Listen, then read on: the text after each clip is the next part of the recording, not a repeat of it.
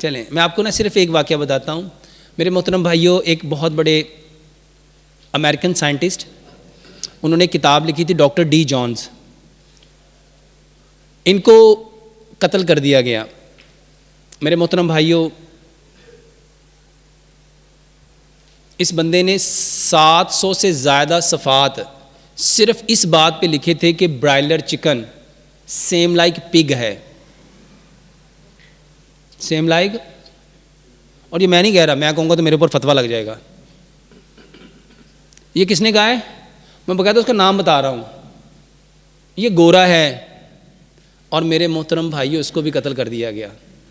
کیا کہہ کے کہ یہ پاگل ہو گیا, اس کو مر جانا چاہیے. میرے محترم بھائیوں,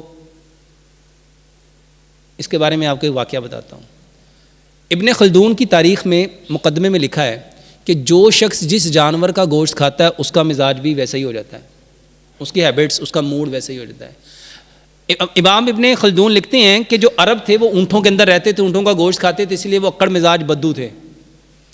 ترک کے لوگ گھوڑوں میں رہتے تھے, گھوڑوں کا گوشت کھاتے تھے, اسی لیے وہ جنگجو تھے. اور افریقہ کے لوگ بندر کھاتے تھے, بندروں میں رہتے تھے, اسی لیے وہ بندروں کی طرح اچھلتے کودتے چیختے چلاتے تھے.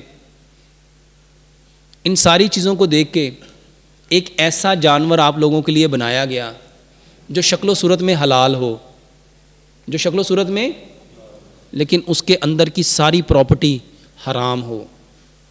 وہ برائلر چکن ہے, وہ برائلر چکن ہے. میرے محترم بھائیوں, کامن سی بات سمجھو, کامن سی بات. جو مرغی اپنا وزن خود نہیں اٹھا سکتی وہ تمہیں طاقت کہاں سے دے گی؟